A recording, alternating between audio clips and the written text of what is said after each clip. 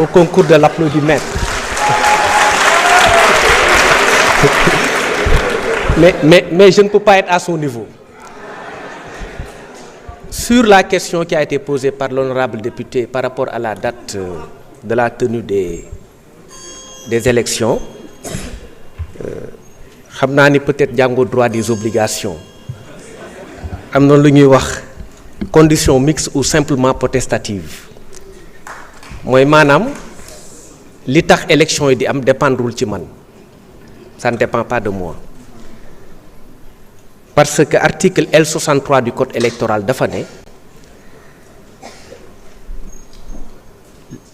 les élections sont fixées par un décret, la date des élections, décret donc président de la République moo koy jël ñun dañuy organiser affaire bi, mais le point de déclenchement des élections municipales, législatives ou présidentielles mooy un décret pris par la plus haute autorité de la République, c'est-à-dire le président de la République.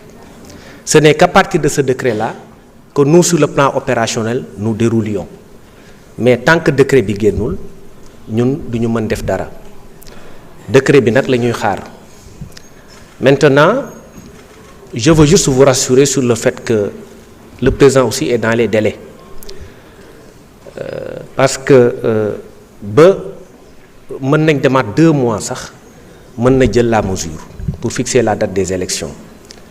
Donc ñu ngi xaar décret bi bu ñëwee rek organes yi nga xamante ne ci département bi suñu département la dépendre yëpp pare nañ, que ce soit la direction générale des élections, la DAF wala ñoom ñëpp pare nañ, parce que élection Sénégal organisée par le ministre de l'Intérieur depuis quelque temps mësut am problème.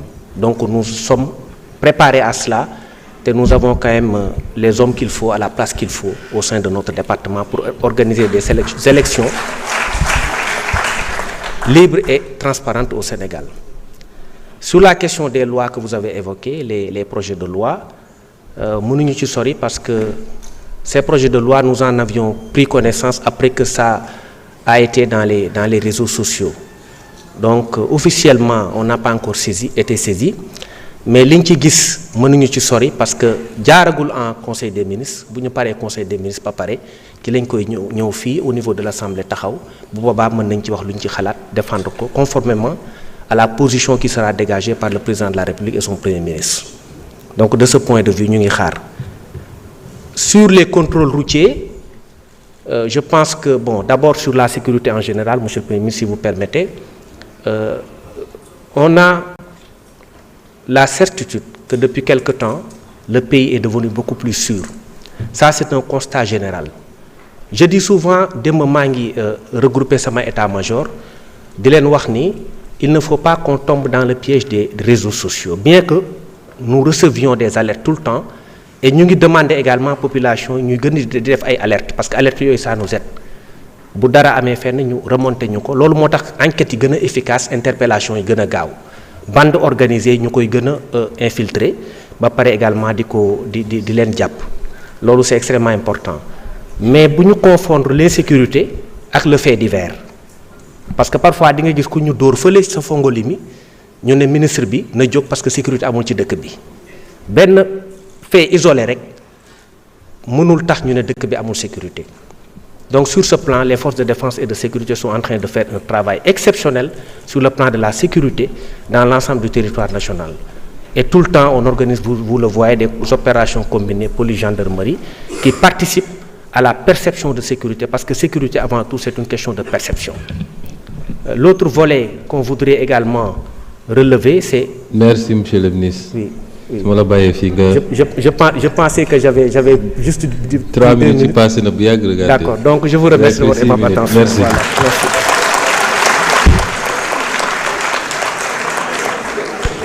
Monsieur le ministre des Finances, sur la question relative aux recettes pétrolières, vous avez 3 minutes.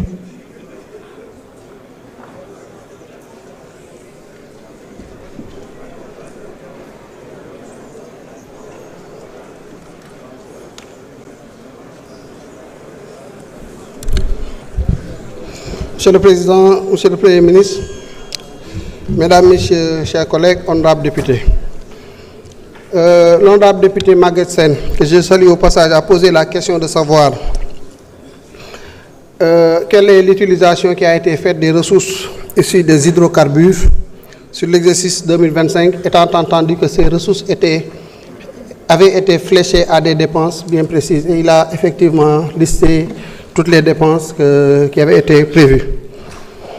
Je voudrais rappeler juste que cet exercice tel que nous le faisons dans la loi de finances répond à une exigence qui correspond en tout cas aux prescriptions de l'article 14 de la loi 2022-09 du 19 avril 2022 encadrant un peu l'utilisation des ressources issues des hydrocarbures.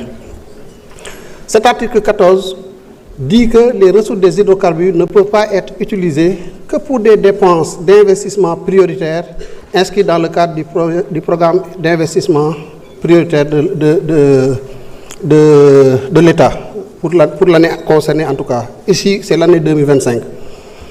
Il dit aussi que ces dépenses ne peuvent en aucun cas prendre en charge des dépenses de rémunération, de prestations sociales, ainsi de suite, les dépenses véritablement courantes. Mais les autres dépenses courantes pourraient être prises en charge dans le cadre effectivement des recettes des hydrocarbures. Donc les dépenses courantes autres que celles-là que je viens d'énumérer, de rémunération, peuvent être aussi prises en charge dans le cadre des recettes des hydrocarbures. En plus maintenant du dernier poste qui a été indiqué, le remboursement de la dette du secteur public.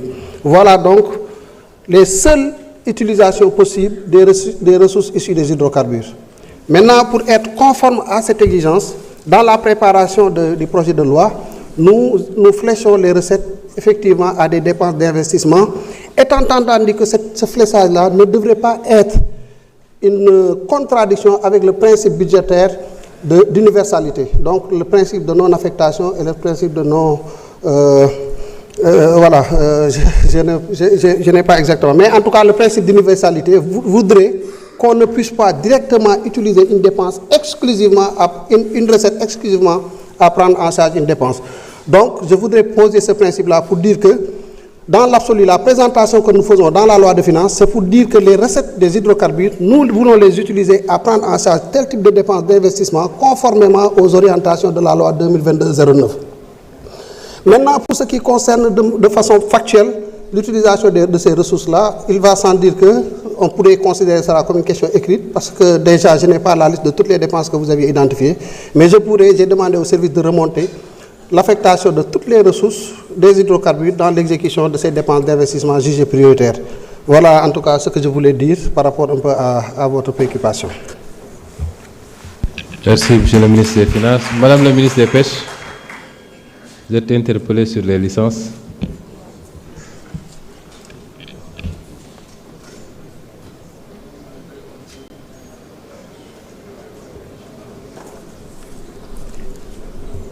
Merci, Monsieur le Premier ministre, Monsieur le Président de l'Assemblée nationale, Monsieur le Premier ministre, Mesdames, Messieurs les ministres, chers collègues, Mesdames, Messieurs les parlementaires, je remercie Honorable Maguette Sène qui occasion bi ma may nii